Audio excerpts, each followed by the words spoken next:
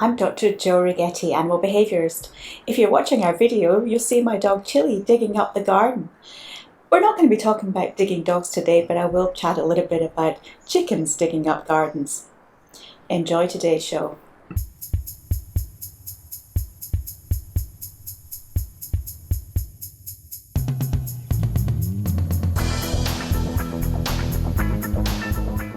Question on Twitter from Jade, who says, how can I get any work done at home with my cat? I have to work from home these days. She is insisting on jumping on top of my laptop when I'm working there, or wants to sit on my knee. How can I get my work done? This is a common problem. I often have this issue too, and if it's not cats, then it's chickens that want to be with me when I'm working outside. Well, what to do is look at what your cat is wanting from you. Is it the warmth of the laptop, the warmth of your lap, and it's difficult to work with that on top of you? And so what to do there is to actually create a space nearby. So perhaps a warm hot water bottle, not too hot, we don't want to burn your cat, with a blanket over it, or an item that smells of you or of your cat on top of that, and give her a bed right next to you, and then she'll feel happy that she's, part of your life. If it's attention that your cat is demanding, and I might just show you, it's not always just cats that are demanding. Here is a dog demanding attention from me, Chili dog. Don't love her though.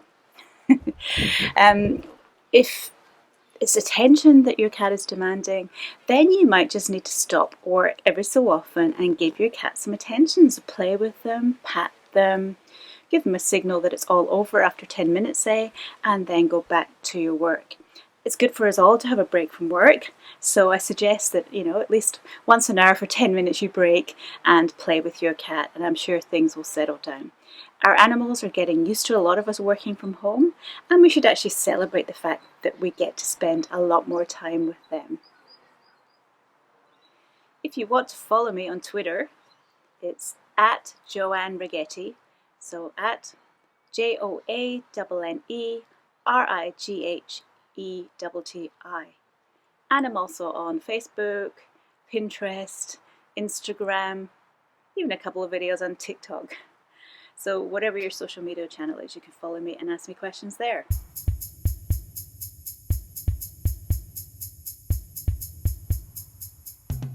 Candy has asked me, would a Ragdoll breed of cat be a good breed for my 4 and 6-year-old children?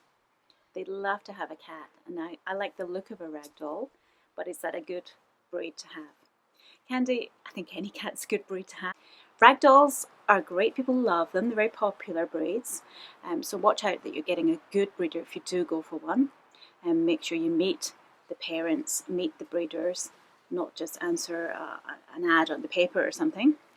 So definitely any breed you get, you want to make sure that it's coming from a reputable source where people are really taking care of their pets. Ragdolls, people like them because they tended to be thought of as the cuddly cat, the cat that everyone can handle, that sort of goes limp in your arms, you rock it like a baby and so on. A lot of that just depends on the cat's personality. In fact, a behaviourist like me may be the wrong person to ask, because I tend to see problem pets, and the problems, very few with Ragdolls I have to say, but the ones I do get are, why is my cat not allowing me to cuddle him and rock him like a baby? And why is he struggling to get away from my children?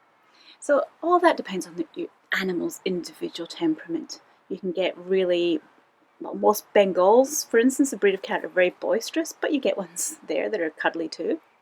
So we can only just look overall at the breed, and Ragdolls do tend to be a good breed and very tolerant of children.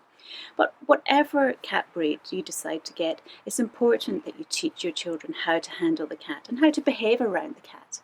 So model the behaviour, show them to pick a cat up with 2 hands. Young children perhaps need to sit down and you place the animal on their lap or near them.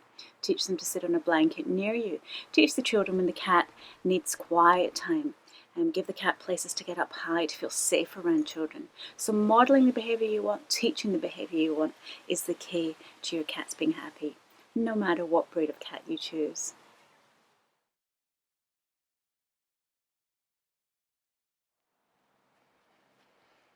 I think I have a question. How do I stop my chicken digging holes in the garden? Okay, little corner piece of land here. keeping all my garden supplies handy because I keep filling in the hole. And Ruby here is, enjoying digging for worms. And then, of course, later in the day, she'll start dust bathing there, enjoying the cool earth over her, probably helping with parasite control too, but just enjoying that feeling of dust bathing. Oh, for now, she probably prefers to go on a dog bed, of course. Chickens like their comfort too. So we can't stop this digging. It's part of a chicken's life. It's part of the right to dust bathe. So we just have to make sure we provide appropriate places for them to do so.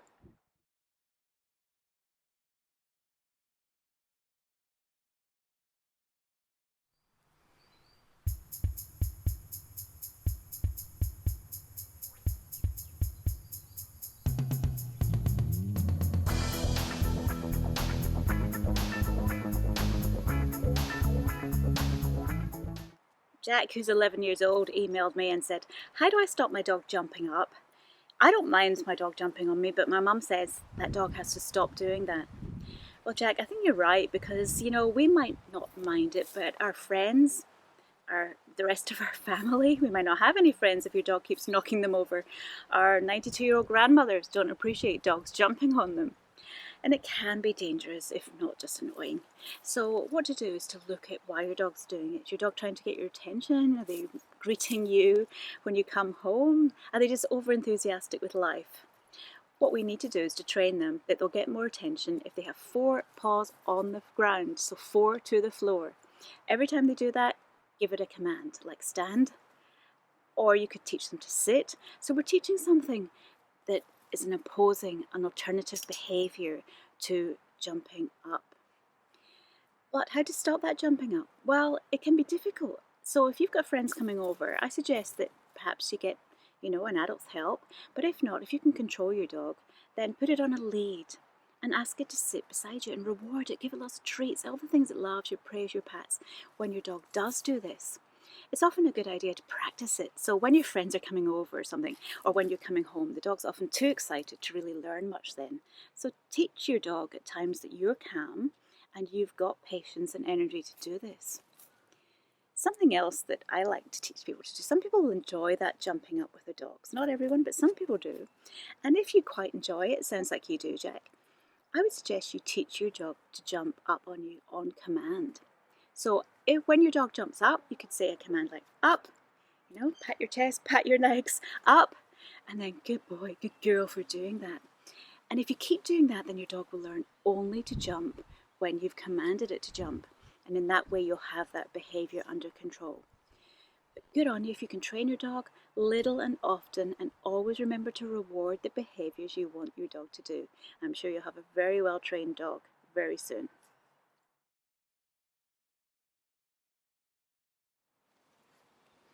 Mary emailed me and said, "Why does my dog want to be with me all the time?" Well, as you can see, it's not unusual with dogs. They just love being with us. And she did say it's not a problem for me, but she said I can't ever get away. I go to the toilet, the dog's there. I go out in the garden, dog's there. In fact, the garden's the favourite place with the dog. Well, as you can see, my dog loves to be with me in my garden too. So for dogs, they are social creatures. In the wild, there'd be a whole social grouping, and safety in numbers. There's safety, there's the chance of finding a mate if they were allowed to. There's just, warmth, there's playtime, all sorts of things happen in a social group. And that's all your dog's saying. Your dog's saying, I'll be with you. I enjoy being with you. If it is an issue, then you can teach your dog to gradually separate from you. And for some people, separation anxiety is a big issue with their pets. A little bit of time on their own is a good idea. But overall, just enjoy the company of your dog.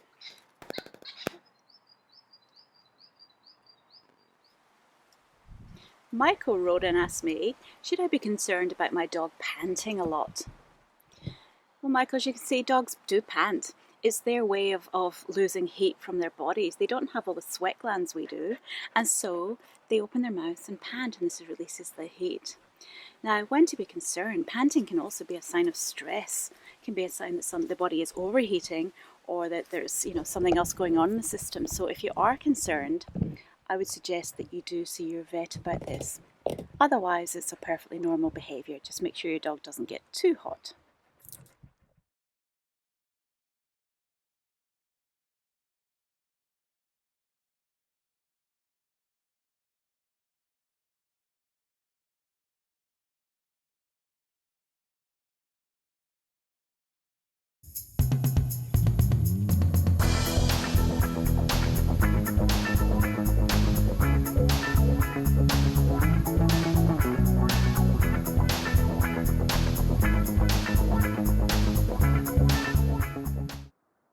if you're enjoying our Pet Problem Solved podcast and video series, why not subscribe to us on your favourite podcast channels or on YouTube?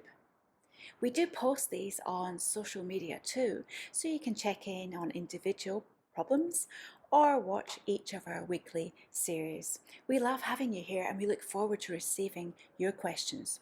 If you have a question for us on your pet's behaviour, it doesn't need to be a problem, just any question about pet behaviour, please email us at info@petproblemsolve.com.au or check out our website petproblemsolve.com.au. I'm Dr. Jo Righetti, animal behaviourist. Please take care of your pets.